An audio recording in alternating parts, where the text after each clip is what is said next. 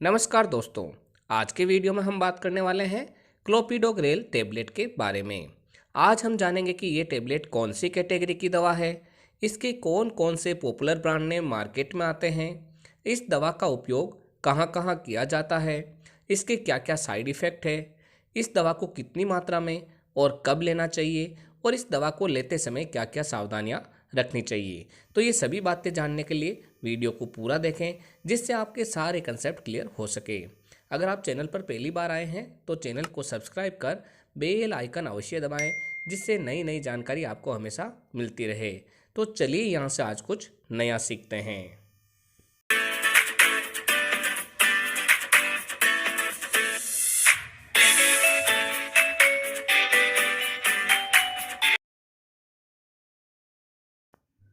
दोस्तों, क्लोपिडोग्रेल एक anti thrombotic दवा है, जिसे हम एंटी प्लेटलेट मेडिसिन भी कहते हैं। ये दवा ब्लड वेसल्स के अंदर प्लेटलेट को एग्रीगेट होने से रोकती है, या यूं कहें कि ये दवा हमारे शरीर में खून के थक्कों को बनने से रोकती है।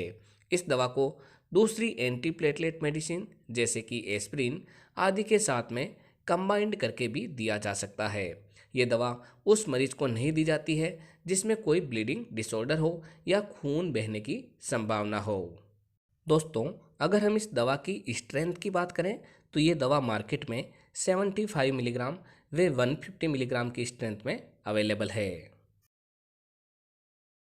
दोस्तों, अगर हम क्लोपिडोग्रेल टेबलेट के पॉपुलर ब्रांड नेम की बात करें तो वो है सिप्ला लिमिटेड का क्लोपिवास टेबलेट, इंटास फार्मास्यूटिकल्स का क्लेविक्स टेबलेट, सनोफी इंडिया लिमिटेड का प्लेविक्स टेबलेट, टोरेंट फार्मास्यूटिकल्स का D plate tablet, lupin limited का क्लोपीटेब टेबलेट और यूएसवी लिमिटेड का क्लोपीग्रेल टेबलेट। दोस्तों, ये दवा आपके एरिया वाइज व डॉक्टर वाइज अलग अलग ब्रांड नेम से मिलेगी। आप इसकी जेनेरिक फॉर्म भी खरीद सकते हैं। जेनेरिक फॉर्म भी उतनी ही इफेक्टिव रहती है जितनी कि ब्रांडेड फॉर्म। दोस्तों, अब हम बात कर लेते हैं क्लोपिडोग्रेल टेबलेट के प्रमुख यूजेस के बारे में। तो इसका सबसे पहला उपयोग है एक्यूट कोरोनरी सिंड्रोम में। दोस्तों, इस बीमारी में व्यक्ति के हार्ट में अचानक से ब्लड सप्लाई कम हो जाती है या बंद होने लगती है, जिससे मरीज में चेस्ट पेन होने लगता है, जो कि आर्म व जबड़ों तक एक साथ फैल जाता है। इसमें मरीज को सांस लेने में दिक्कत आती है तथा अचानक से बहुत सारा पसीना आने लगता है। तब डॉक्टर द्वारा इस दवा को 75 मिलीग्राम या फिर 150 मिलीग्राम की स्ट्रेंथ में प्रेस्क्राइब किया जाता है।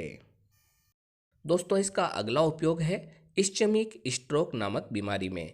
इस बीमारी में मरीज को हार्ट अटैक की तरह ही अचानक से झटका महसूस होता है, जिसमें शरीर के लेफ्ट साइड के पार्ट में कमजोरी महसूस होना, बोलने में दिक्कत आना, नज़र यानी कि देखने में समस्या होना, चक्कर आना जैसे सिम्टम्स रहते हैं। ऐसी स्थिति में भी ये दवा डॉक्टर द्वारा प्रेस्क्राइब की जाती है। इसका अगला उपयोग है पेरीफेरल आर्टरी डिजीज में, जिसके अंदर खून की नसों यानी कि आर्टरीज का सिकुड़ जाना मुख्यतः रहता है, जिससे कि ब्लड फ्लो यानी कि खून का प्रवाह शरीर के आगे वाले ऑर्गन्स में नहीं हो पाता है। सामान्यतः ये पाँव में अधिकतर पाया जाता है और ये पाँव, हाथ, हृदय आदि जगहों में भी हो सकता है। दोस्तों, जब भी ऐसी समस्या आती है तो पर्टिकुलर जगह पर दर्द रहता है। इस कंडीशन में भी डॉक्टर द्वारा क्लोपिडोग्रेल टेबलेट प्रेस्क्राइब की जाती है। दोस्तों, अगर हम शॉर्ट में बात करें तो ये दवा खून के थक्के के निर्माण को रोकती है, या अगर बन भी गया है तो उसको डिसॉल्व करने में काम आती है। दोस्तों, अब हम बात कर लेते हैं कि ये दवा कब व कैसे लें। इसकी अगर हम डोज की बात करें तो ये दवा 75 मिलीग्राम टेबलेट दिन में एक बार खाना खाने के बाद दी जाती है। अगर हम इसके अच्छा रिजल्ट चाहते हैं तो इसे शाम को खाना खाने के बाद ही लिया जाता है। दोस्तों, इस दवा को इमरजेंसी कंडीशन जैसे कि इस्चेमिक स्ट्रोक के अंदर डॉक्टर द्वारा 150 मिलीग्राम से लेकर 300 मिलीग्राम तक की डोज को स्टेट यानी कि इमीडिएटली लेने की सलाह दी जाती है, जिससे मरीज को तुरंत प्रभाव मिल सके। दोस्तों, अगर हम बात करें इस दवा के प्रमुख साइड इफ़ेक्ट के बारे में तो इसके जो प्रमुख साइड इफ़ेक्ट है वो है ब्लीडिंग का होना यानी कि पेशाब तथा मल में खून का आना, साथ ही साथ चेहरे तथा जीभ पर सफ़ेद निशान का होना, चमड़ी का लाल हो जाना यानी कि रेड स्किन होना, सांस लेने में परेशानी होना, हेडेक होना, लूज मोशन होना, चेंज इन टेस्ट यानी कि स्वाद का बदलना और इनडाइजेशन यानी कि पाचन में कमी आना आदि रहते हैं। इसके अलावा कोई भी अनवांटेड इफेक्ट अगर आपको लगे तो तुरंत इस दवा को बंद कर अपने डॉक्टर की सलाह लेनी चाहिए। दोस्तों अब हम बात कर लेते हैं कि इस दवा को लेते समय क्या क्या सावधानियां रखनी चाहिए। अगर कोई मरीज क्लोपिडोग्रेल टेबलेट का सेवन कर रहा है तो उसे ओमिप्राजोल कैप्सूल को अवॉइड करना चाहिए, क्योंकि ओमिप्राजोल कैप्सूल क्लोपिडोग्रेल टेबलेट की एफिशिएंसी को कम कर देता है। दोस्तों अगर कोई मरीज इस दवा को रेगुलर ले रहा है तो उसे हर एक 6 महीने बाद में अपना प्लेटलेट काउंट अवश्य चेक करवाना चाहिए, क्योंकि ये प्लेटलेट के एग्रीगेशन को रोक देती है और कई बार प्लेटलेट काउंट को भी कम कर देती है। तो दोस्तों ये थी जानकारी क्लोपिडोग्रेल टेबलेट के बारे में। जब भी कोई दवा लें तो अपने डॉक्टर की सलाह से ही लें।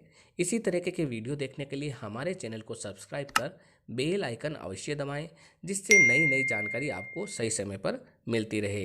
एक बार फिर मिलते हैं एक नई दवा की जानकारी लेकर एक नई वीडियो के साथ। तब तक के लिए धन्यवाद।